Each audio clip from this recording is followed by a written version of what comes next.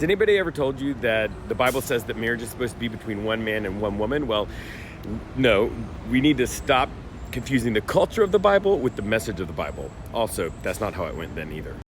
Hi, I'm Jeremy. I'm a deep skeptic, also a pastor.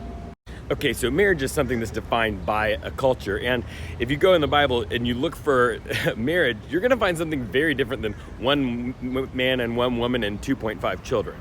Yeah, biblical marriage was where the woman's family basically sold the woman to the man to be his wife, and then he did with that woman as he chose. And most families, or many families, were not just one man and one woman. It was one man and many women, because men could have multiple women in their lives, but women could only have the one male partner. And the woman was the property of the man. He got to do with her as he saw fit. She needed to have kids, she needed to have, and then if she did not do what the man thought that she should do, then he had the right to have all kinds of control over her life in all kinds of really horrifying ways. And though the multiple partners was not something that was thought of great for the entirety of the Bible, for a whole lot of the Bible, it was sort of just the way things were at that time and in that part of the world, because, and this is the important part, that was the culture of that part of the world at that time. And all of these things that are culturally defined are the things that we have to be careful to not baptize as the message of the Bible. And if you say, well, then how do you even know if the Bible is trustworthy or reliable? Well, that's really easy.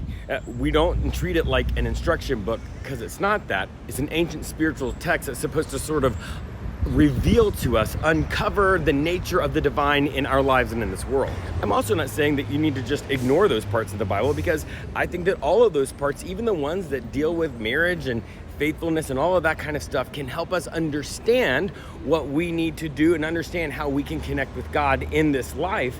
It's just different, because the first thing you have to do is to take the biblical culture out of it, and so sort of abstract the cultural elements from it and find out, okay, so what is this saying at a deeper level? What is the deeper truth that exists below the surface of the culturally defined norms?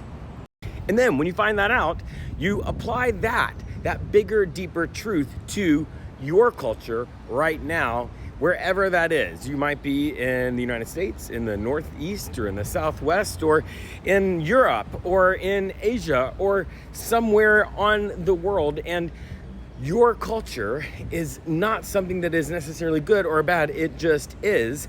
And you take the deeper truth, the truths of this ancient spiritual text, and you apply them to your culture right now and see what they tell you about how you should live and how you should connect with God and be the person that God has created you to be.